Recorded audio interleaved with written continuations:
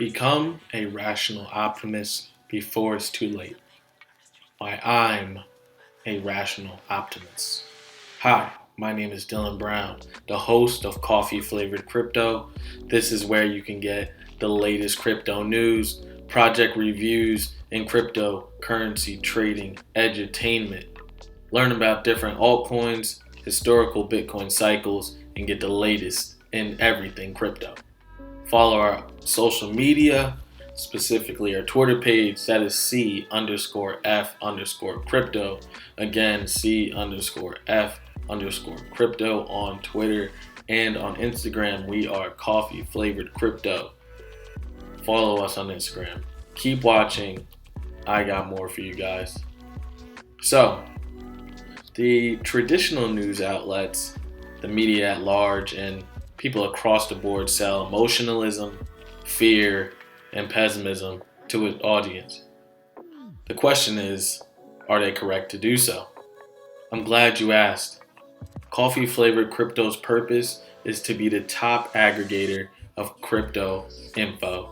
In this video, we will answer that question for you so you can be a part of the future of technology. Hit that like button, share this video, and let's get it started. Prosperity. What is it? Prosperity can be defined as the increase of goods and services you can earn with the same amount of work. Basically, the human race has been faced with many challenges, guys, that have yet to completely wipe out our population, and we have grown and prospered through those challenges. I have a video for you guys. Let me put it up.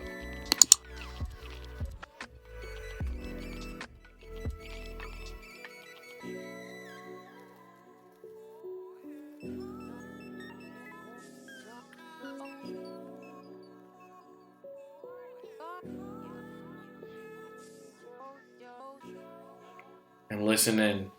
This is Matt Ridley, the author of The Rational Optimist. He's being interviewed and questioned on his thoughts of his book and the details in it. Let's listen in.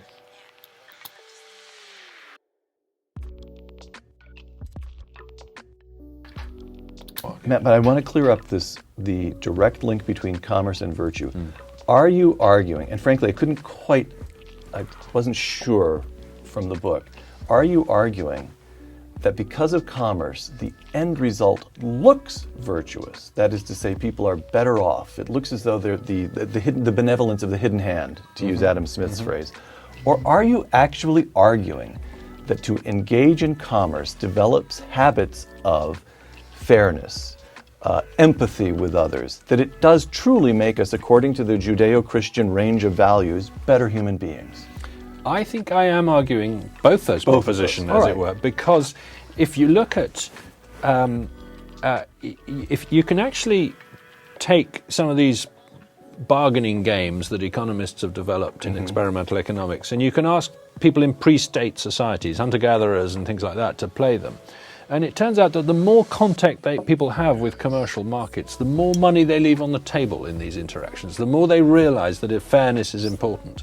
That actually, in some sense, markets train us to be, if you're running a stall selling bread, you learn pretty quickly that it's not a good idea to insult your customers or kill them or that kind of thing. And so the more people get embedded in commerce, the nicer they behave in all these old virtuous ways. And that's something that a lot of religious leaders, I think, have forgotten, and they tend to argue that we're nice despite commerce rather than because commerce. Right. And of course, I'm not saying that people operate in markets in order to do good. The reason a guy sells me lunch is not because he thinks I'd like to do this guy a favor.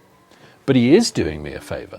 And this is Adam Smith's great insight, is that most of the good that's done in the world is actually done by people who are not intending to do good, but they do it anyway. Segment 4, the problem of the 20th century. Now I hit you with a criticism. Stephen Malanga, in a review of The Rational Optimist that he published in the City Journal, and I'm quoting him, consider one glaring omission from The Rational Optimist.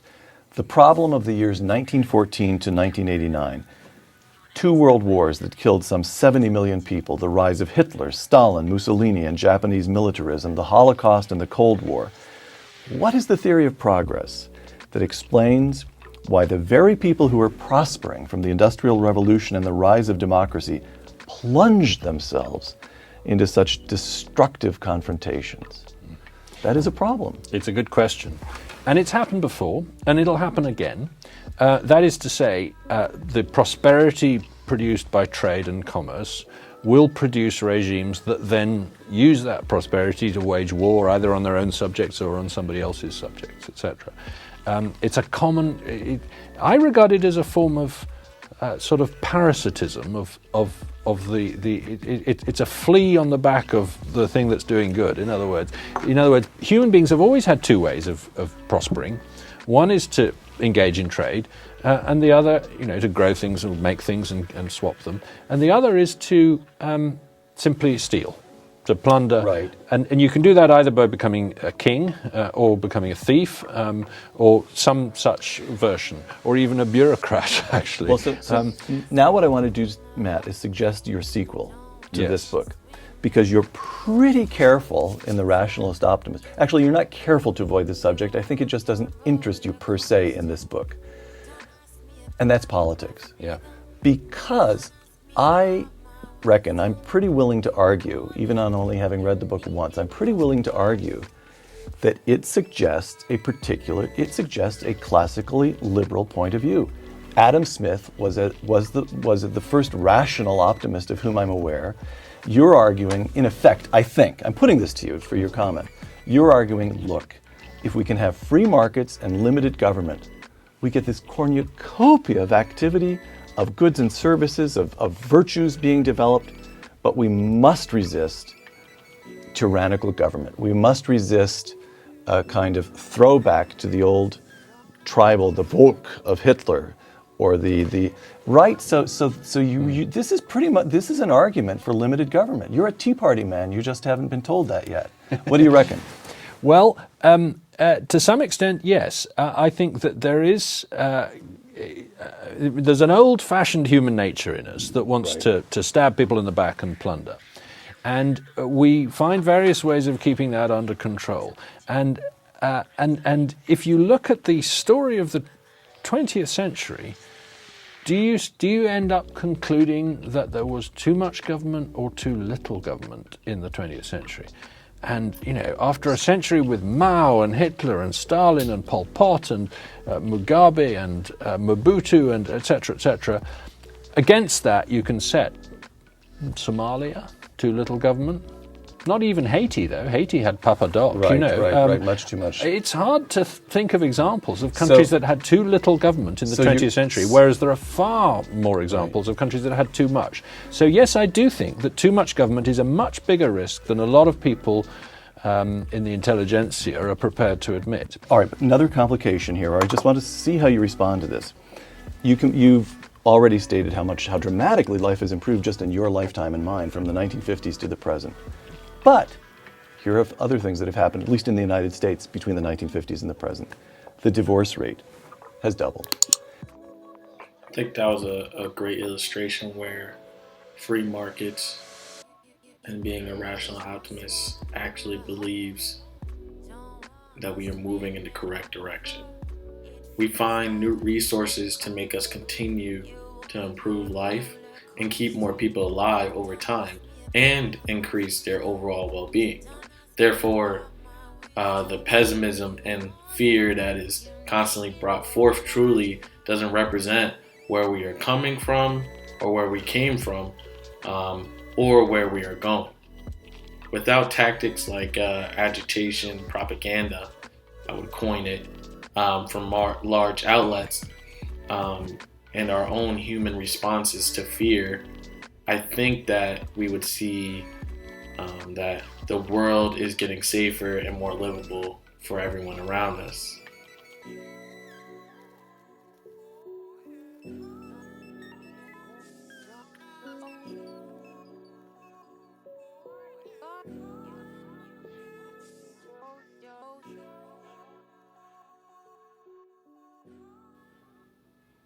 Okay, I have one more video here.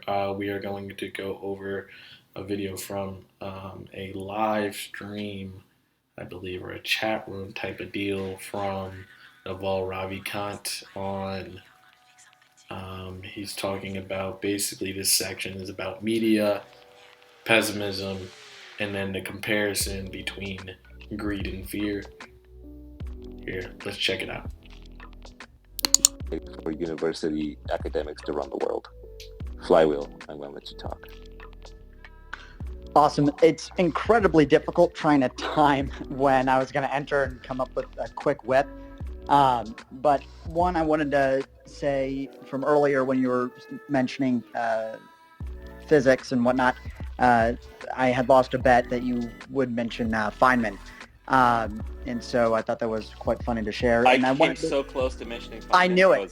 I was gonna bring up the nature always weaves threads out of the longest tapestries, and so there's only a few theories you need to understand. I was gonna follow that on to Brett's point about deep explanations being better than broad explanations. So thank you for reminding me about Feynman. Yes, exactly. Yeah. So that was one quick whip. Then the next one that I had was when you guys were moments ago discussing when you were mentioning pessimism, and I was going to say, well, pessimism is, media needs to generate money in some manner, and if you want to have a one-sided opinion, the easiest way to validate people's emotion is to create the issue at hand. And when you create the issue and you create the narrative, and then you empower someone's thinking, letting them know that it's correct because it's a part of the masses, well, now you've compounded the initial idea, which is the news that you're giving to them, which is something that was not something they were concerned of, prior to tuning in. And it has these compounding effects, which ultimately gives control of somebody on a TV screen, your entire mental capacity, and people don't necessarily have time to think for themselves. Those were all asides and mentions. Yeah, it's a great point. I mean, it reminds me of this loose idea that I have, which is probably wrong because I haven't really thought it through, but that a lot of modern society, the media rails against greed, but I don't think greed is as bad as fear. You may want to mute, by the way, Flywheel, because I'm getting an echo back from you. Thank you. Fear, because greed, what's the worst case with greed? The worst case with greed is you go off and do something for your greed, but especially in a capitalist environment, you're almost by definition have to create a product or sell something, and it's probably a voluntary transaction. Fear, on the other hand, and the way we're designed is, yes, we get greedy, but we only get greedy to a certain level because in evolution, the rewards to being greedy were fairly low. Before human wealth existed, if you were greedy, you might get an extra deer carcass, you might get an extra meal, you might find a better place to sleep. But fear had huge... Yeah, exactly. Fear, on the other hand, had huge consequences, which was if you were not afraid when the tiger showed up, if you didn't realize when the scream went out, you were going to get eaten. Or when the neighboring tribe attacked, you were going to get skinned.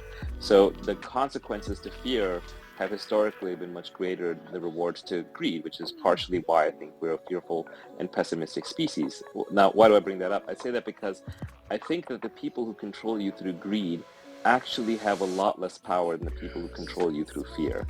And that is why a lot of media is about fear. So I think if you're getting angry at people for being greedy, I would be much more careful about the people who are enticing or inducing fear in you, because it always starts out as like, hey, I'm giving you a public service, you should pay attention.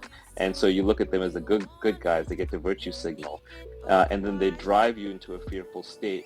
Fear naturally leads to anger because now you're angry that you're driven into a corner, you're afraid, and that leads to conflict. So I think a lot of the modern conflicts that are otherwise avoidable are driven through fear. So always be very, very wary of people who are trying to scare you. Usually they're up to no good. They may be genuine and authentic and think they're trying to do you a public service, but I think that as a society, we push back on greedy people too much, and we don't push back enough on the people who are inciting fear. The fact that this crypto space exists is direct proof of my claim that The human capacity for survival and creation will drive us not into extinction like many claim, but the exact opposite. Free markets and limited governments allow people to exchange goods and services in a virtuous way that expand our knowledge base as a whole. This is what freedom is. This is what being a rational optimist is. There is a cost to freedom, so I'll push back on my own claim.